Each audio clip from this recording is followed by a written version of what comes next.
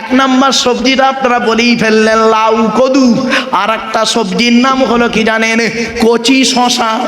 কি কি কি খেয়া? কচি শশা। নবীজি কচি শশা খেতে ভালোবাসতেন। কানাডার টরন্টো ইউনিভার্সিটি অ্যানাটমি বিভাগের প্রফেসর, বিখ্যাত পণ্ডিত বৈজ্ঞানিক, লোকটার নাম হলো উইলিয়ামস হার্ভে। উনি বললেন মুহাম্মদ সাল্লাল্লাহু আলাইহি ওয়াসাল্লাম কচি শশা কেন খেত? গবেষণা করো তো। উনি গবেষণা করে বললেন শশার কি গুণ, শশা খেলে কি হয়? দেহের মধ্যে পর্যাপ্ত পরিমাণ পানির অভাবকে দূর করে দেয়, লিভার ঠিক থাকে, হার্ট ঠিক থাকে, শুধু তাই নয় ব্রেন ঠিক থাকে, শুধু তাই নয় রক্তচাপটাও ঠিক রাখে, শুধু তাই নয় শশা নিজে হজম হতে পারুক আর না পারুক অপরকে হজম করে মাল বের করে দেয়। ১৫০০ বছর আগে নবীর খাবারটাকে আধুনিক বিজ্ঞান গবেষণা করলো, আর আপনি বিরিয়ানি খেতে গিয়ে স্যালাডে বেশি করে শশাকে বাড়ি গেলেন। আপনি একটু ভাবলেন না?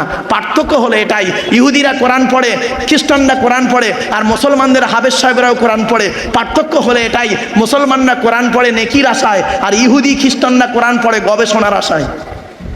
আমি কি বোঝাতে পারছি? ইহুদিরা খ্রিস্টানরা কি করে? কোরআন, বৈজ্ঞানিকরা কোরআন পড়ে কেনর উত্তর খোঁজে, আর আপনি নেকির আশায় খুঁজে কোরআন পড়েছেন। নবীর ওই হাদিসটাকে ফলো করেছেন। আল্লাহ নবী বলেছেন একটা অক্ষর পড়লে 10টা নেকি, নেকির আশায় কোরআন পড়েন। আর ওরা কোরআন পড়ে, বৈজ্ঞানিকরা কোরআন পড়ে কেন?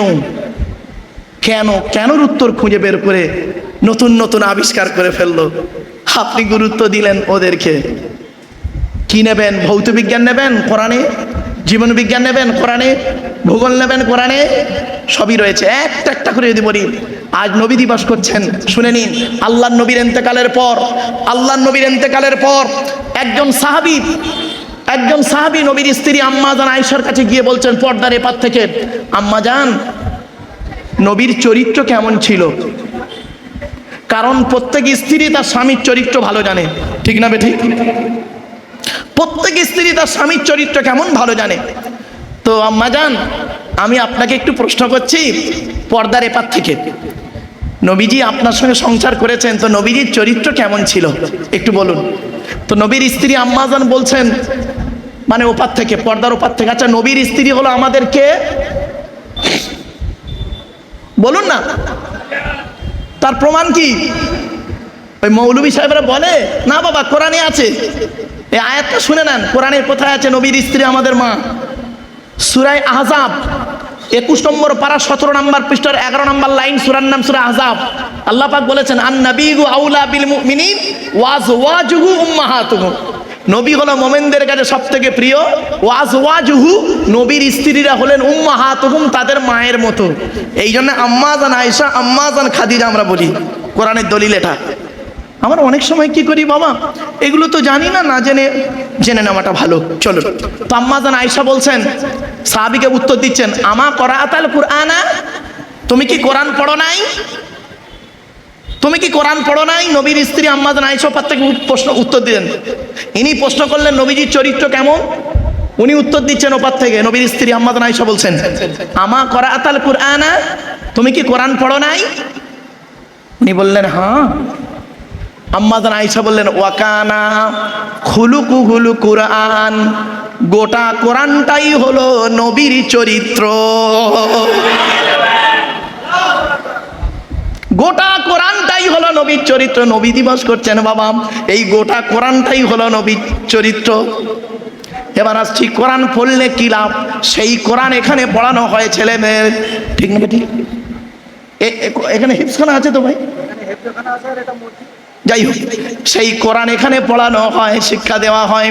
এজন্য অনুরোধ করে বলে যাচ্ছি, এই মাদ্রাসার প্রতি আপনারা লক্ষ্য রাখবেন। যে কোনো মাদ্রাসা, মাদ্রাসা মানে অন্য কিছু নয়, জানে না তাই বলে। শুনে নিন, দারসুন শব্দ থেকে এসেছে মাদ্রাসা শব্দটা। দারসুন শব্দের অর্থ হলো পাঠ, আর এসমে জরফে মাকানে সিগা হলো মাদ্রাসা। মাদ্রাসা ওটা আরবি শব্দ। বাংলায় কি বলে জানেন? বিদ্যাযুক্ত আলয়, বিদ্যালয়কে মাদ্রাসা বলে আরবিতে। জানে না, অনেকে অনেক কিছু বলে বাপ, মনে রাখবেন এটা ঠিক না। একটু স্টাডি করতে হয়, পড়াশোনা করতে হয়। পড়াশোনা করাটা খুবই জরুরি, জেনে বলাটা, বিশ্লেষণ করে বলাটাই হচ্ছে এর থেকে বড় জিনিস।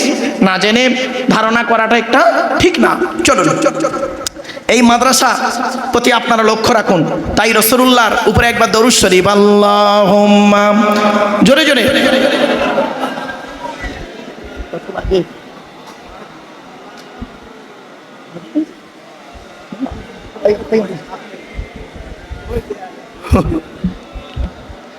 দন্ডির হাতে মাদ্রাসা নাকি?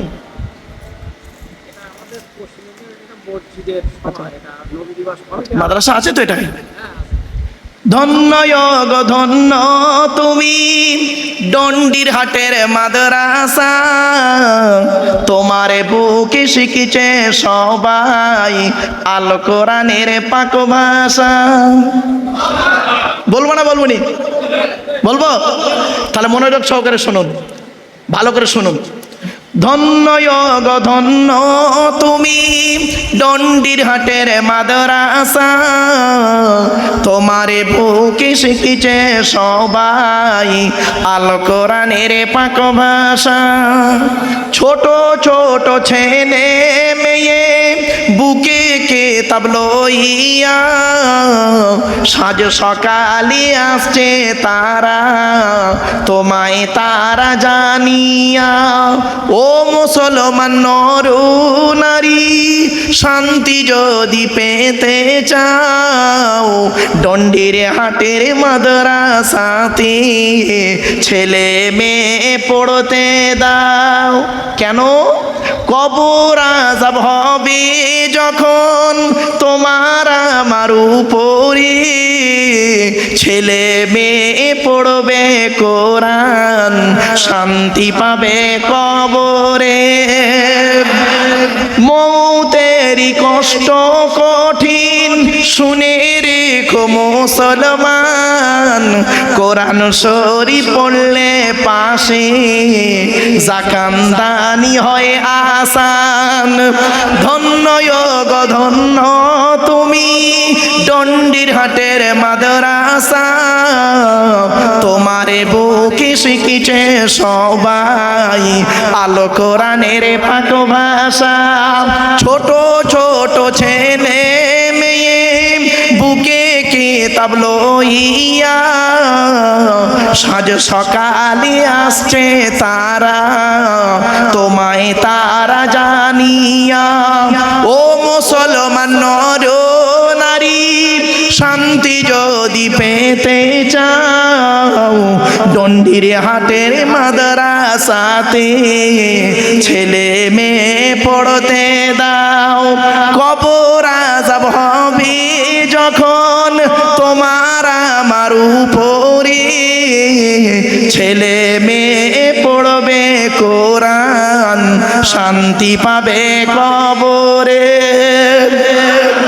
মৌতেরই কষ্ট কঠিন শুনে রেখো মুসলমান, কোরআন শরীফ পড়লে পাশে জাকান্দানি হয় আসান। দন্ডির হাটের বাসিন্দারা জানাই তোমাদের সালাম, তোমাদেরই অর্থ দানি তৈরি যেই প্রতিষ্ঠান। ব্যবসায়ীদের জানাই আরো হাজার হাজার সালাম, চাষবাসে চাকুরি ব্যবসায় করেন খোদা লাভবান। অবশেষে জানাই আমি শোনো যত শ্রোতাগণ, দন্ডির হাটের ফুলের বাগান করোনা যে বিরান। ধন্য গো ধন্য তুমি দন্ডির হাটের মাদ্রাসা, তোমারে বুকে শিখিছে সবাই আলো কোরআনের পাক ভাষা। আমার বাপের একবার তাকবীর দেন, নারায়ে তাকবীর, নারায়ে তাকবীর। বাংলার বক্তা জগতের বিখ্যাত বক্তা বন্ধুবর্গ হযরত মাওলানা আবু বাদা সাহেব বলুন নারায়ে তাকবীর। আলহামদুলিল্লাহ, তার জ্ঞান গর্ভ আলোচনা আপনারা শুনবেন মধুর কণ্ঠে দিয়ে, এবং তথ্যভিত্তিক আলোচনা সুললিত কণ্ঠে ছন্দে আকারে সুন্দর আলোচনা শুনবেন। আমার এতক্ষণ আলোচনাতে ভাষাগত দিক থেকে ত্রুটি হলে ক্ষমা করবেন। 2 মিনিট বসিয়ে রাখলাম ভাইকে। ভাইয়ের কাছে ক্ষমা প্রার্থী, একজন বক্তাকে বসিয়ে রেখে বলা ঠিক নয়। আসসালামু আলাইকুম। যাবার সময় একটা দাওয়াত আপনাদের দিচ্ছি। আমার বাড়িতে, ডায়মন্ড হারবারের বাড়িতে, প্রতি ইংরাজি মাসের শেষ সপ্তাহে বৃহস্পতিবার, বৃহস্পতিবার আমার বাড়িতে জিকিরের মাহফিল ও তাফসিরুল কোরআনের মাহফিল হয়, ধারাবাহিক তাফসির। আমি হতভাগাই আলোচনাটা করি, আপনাদের আমি দাওয়াত দিচ্ছি। এই বৃহস্পতিবার পড়েছে, যখনই আসবেন আসর থেকে এশা পর্যন্ত 9:15 দোয়া শুরু হয়, 9:30 কমপ্লিট।